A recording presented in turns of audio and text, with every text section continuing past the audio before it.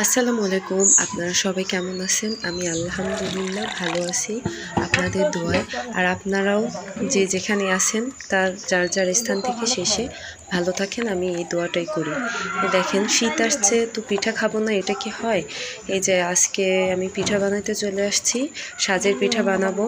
আপনারা কে কী বলেন এই পিঠাকে, কী নামে চেনেন আমাকে কমেন্ট বক্সে জানাবেন। এই যে সাজের পিঠার জন্য গোলাটা গুলে নিছি। এখন এই যে নারিকেল বাটা, পেঁয়াজ, রসুন আর হলুদের গুঁড়া, মরিচের গুঁড়া, জিরা, ধনিয়া গুঁড়া, দারচিনি, এলাচ এগুলো সব নিয়ে নিছি। আর ওদিকে পিঠার জন্য আমি গরম পানি দিয়ে দিছি। আগে ঠান্ডা পানি দিয়ে গোলাটা গুলে নেব, তারপরে গরম পানি দিয়ে দেব। গরম পানিটা দিলে পিঠাটা ভালো ফোলে আর পিঠাটাও নরম হয়। এই যে পানিটাকে ভালোভাবে উতলাই নেবেন।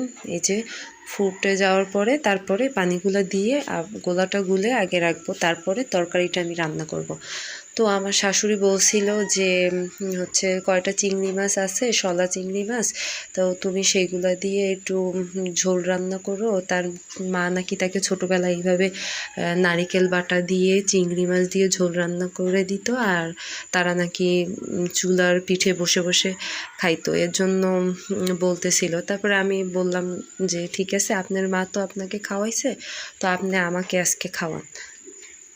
তো আমি সব গুছাইয়ে দিছি আমার শাশুড়িকে, তাই আর সে রান্না করতেছিল আর আমি পাশে বসে বসে দেখছিলাম।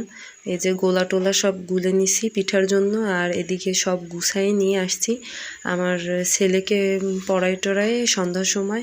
তারপরে বললাম যে সন্ধ্যার পরেই রান্নাটা করব, ভালোও লাগবে। তারপরে শীতের মধ্যে বাইরে বসে রান্না করতে ভালোই লাগে। যাদের বাইরে চুলা আছে বা যারা গ্রামে থাকে তারাই এই তৃপ্তিটা পাবেন আর তারাই এই মজাটা পাবেন।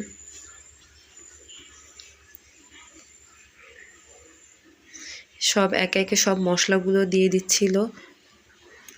সব মশলা দিয়ে আগে ভালোভাবে ভুনতে হবে, কারণ নারিকেল দেওয়া, তো নারিকেল দিলে দেখা যায় মশলাটা একটু ভালোভাবে ভুনে নিতে হয়, তাহলে নারিকেলের ঘ্রাণটা ভালো বের হয়।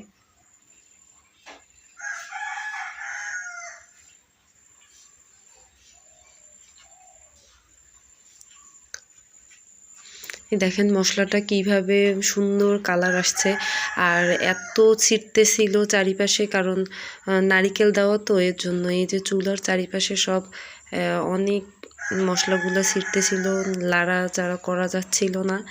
এই দেখেন এই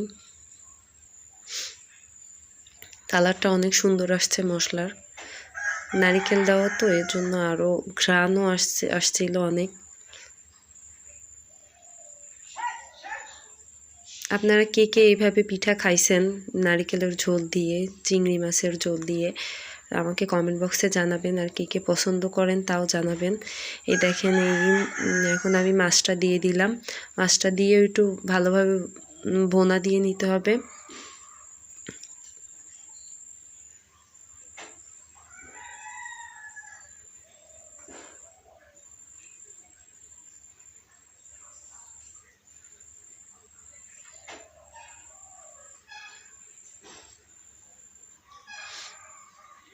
এই যে এই দেখেন এখন এই যে মাছটা এই যে ভালোভাবে ভুনে নিছি। আর এদিকে দেখেন আমার ছেলে পড়া শেষ করে আসছে, এদিকে গোলাটা গুলে রাখছি, ওইটা নিয়ে দুষ্টামি করতেছিল। এইসব মজাটা দেখা যায় গ্রামের ছেলেমেয়েরাই একটু পায়, শহরের ছেলেমেয়েরা তো এই মজাটা পায় না, কারণ ওদের এইভাবে রান্নাঘরও হয় না, আর ওরা এইভাবে বাইরে বসে রাতের যে রান্নার যে মজাটা উপভোগ করা সেটাও ওরা করতে পারে না, এসব পারে হচ্ছে গ্রামের ছেলেমেয়েরাই।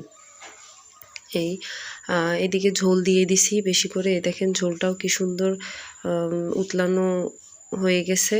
এখন ঝোলটা উঠাই নিছি, উঠাই নেওয়ার পরে এই যে শাঁসটা ওইটা এখন এই পিঠা দিয়ে দিচ্ছিল।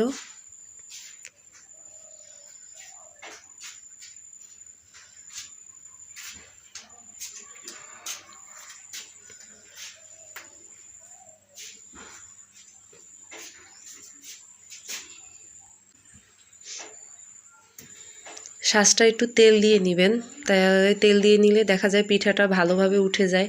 তেল না দিলে পিঠাটা লেগে পড়তে চায়। এই যে পিঠাগুলো সব ভালোভাবে দিয়ে তারপরে ঢাকনা দিয়ে ঢেকে দিবেন।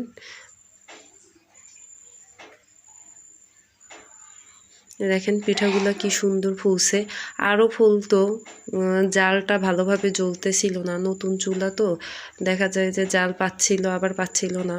এই যে অনেকগুলো পিঠা হয়েছে, গরম গরম পিঠা আর ঝোল, খেতে অনেক মজা। দেখেন খেতেও বসে গেছি আমরা। রান্না করতে করতে অনেক রাত হয়ে গেছিল, তারপরে ভাবলাম যে সাথে সাথেই খেয়ে নিই। এই যে দেখেন, আর আমার ভিডিওটা ভালো লাগলে আপনারা শেয়ার করে দিবেন আর লাইক দিবেন, আর আমার জন্য দোয়া করবেন, আমার ভিডিওগুলো বেশি বেশি দেখবেন আপনারা। আর আমার রান্না কেমন হয়েছে তাও জানাবেন দেখে, কারণ খেতে তো পারবেন না। আল্লাহ হাফেজ।